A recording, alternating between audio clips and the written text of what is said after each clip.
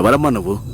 ఈ కారులోకి నువ్వెలా వచ్చావు? సార్, నేను రోడ్డు మీద పార్క్ చేసిన ఈ కార్ని దొంగిలించడమే కాకుండా నా చేతులు కాళ్ళు కట్టేసి కిడ్నాప్ చేసి తీసుకెళ్తున్నాడు సార్. సార్ అయ్యో అబద్ధం చెప్తాను సార్. తిని ఎవరో కూడా నాకు తెలియదు సార్. ఏయ్, ఇప్పుడే కదా తనని చూసి కళ్యాణి నువ్వేంటి ఇక్కడ అన్నావు? అప్పుడే మర్చిపోయావా? ఇప్పుడు ఎవరో నాకు తెలియదు అంటున్నావు? ఎవరమ్మా నువ్వు? సార్, నా పేరు కళ్యాణి సార్. నేను మా ఓనర్ అడిగిన డబ్బును తీసుకొని ఆవిడింటికి వెళ్తున్నాను. అది ఎలానో తెలుసుకొని ఇతను నన్ను కిడ్నాప్ చేశాడు సార్. ఏయ్ సార్, లేదు సార్, తిని అబద్ధం చెప్తాను సార్. ఏయ్, ఏయ్, నువ్వు మాట్లాడవయ్యా. సార్ సార్, కావాలంటే కాల్లో డబ్బు ఉంటుంది, వెళ్ళి చూడండి సార్.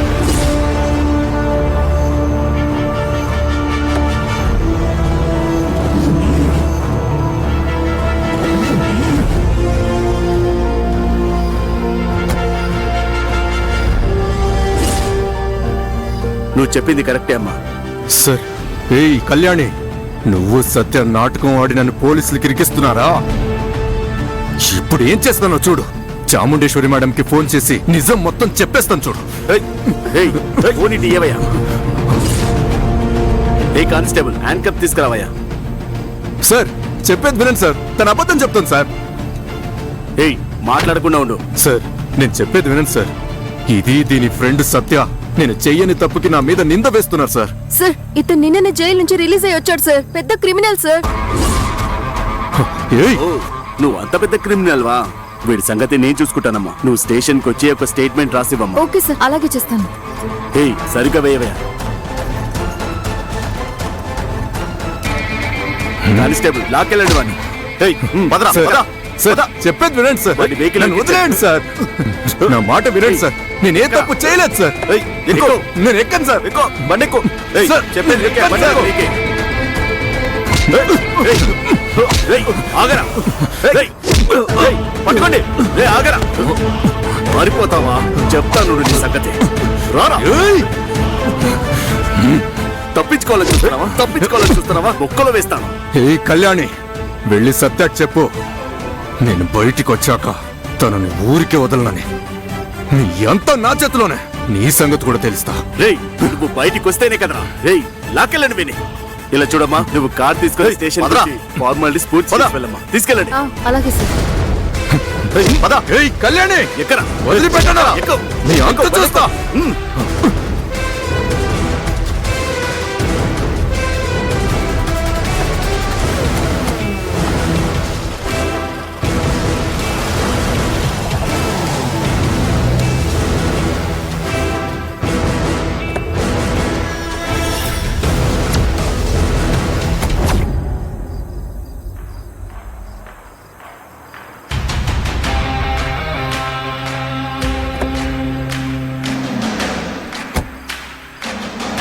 సత్య, కళ్యాణి, ఏమైందే? సంజయ్ని పోలీసులకు పట్టించేశాను. సారీలే, నీకేం దెబ్బ తగలలేదు కదా? లేదు లేదు, నేను బానే ఉన్నాను సత్య. నువ్వు చెప్పినట్టుగానే పోలీసులు కార్ చెక్ చేశారు. నేను డిక్కీలో ఉన్నాను. సంజయ్ రెడ్ హ్యాండెడ్ గా దొరికిపోయాడు. సరే, పోలీసులు ఇంతకేం చెప్పారు? ఆల్రెడీ వాడి మీద కేసు ఉంది కదా. వాడు తప్పించుకోవాలని చూశాడు. పోలీసులు 4 తగిలించి తీసుకెళ్లారు. వాడు పెద్ద గొడవ చేసుంటాడే. నన్ను కార్ డిక్కీలో చూడడం వల్ల పోలీసులు నేను చెప్పిందే నమ్మేశారు.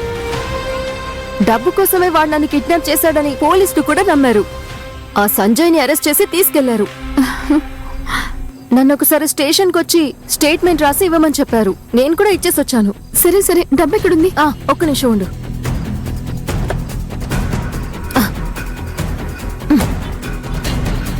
ఇదిగో.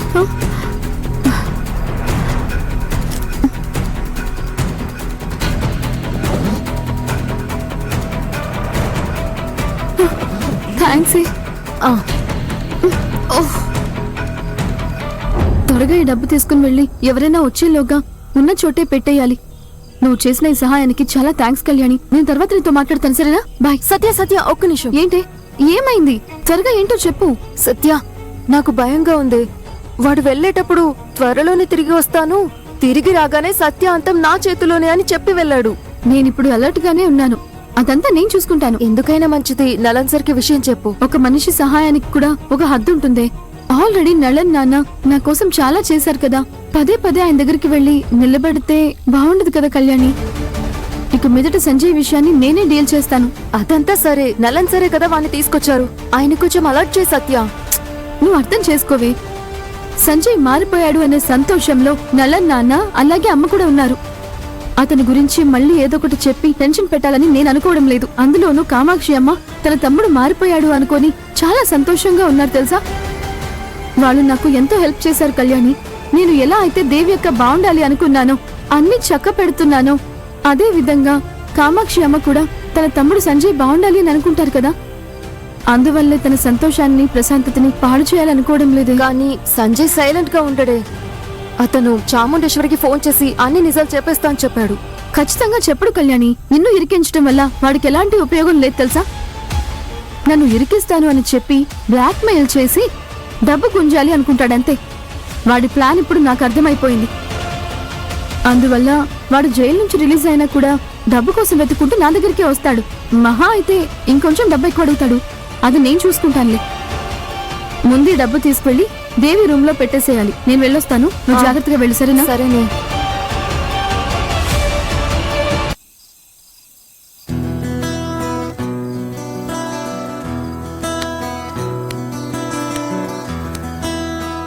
అర్జున్, ఏంటి అర్జున్ వెన్నెల్ని ఆస్వాదిస్తున్నావా? ఊరికే చిల్ అవుతున్నాను. అత్త మామ ఆర్తి వెళ్ళిపోయారా సత్య? వెళ్ళిపోయారు అర్జున్. ఆహా. వాళ్ళకి మనతో పాటు పండుగ చేసుకున్నందుకు చాలా సంతోషంగా ఉందంట. పండుగ నిజంగా చాలా బాగా జరిగిందంట. అలానా? నిజంగానా? ఏంటలా అడుగుతున్నావు?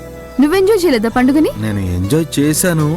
అదే నా మామగారి వైపు నీ మేనమామ ఒక వైపు బట్టలు కొనిచ్చారు కదా. ఏంటి అలానా అని నిజంగానా అని అడుగుతున్నావు? నాకు ఒకే ఒక లోటు. నాకు నువ్వు పండగ గిఫ్ట్ ఇవ్వనే లేదు. ఏం కావాలో అడుగు. నువ్వు అడిగితే నేను కాదంటానా ఏంటి? అది ఏంటంటే అది ఏంటంటే ఏయ్. ఆ? ఆ.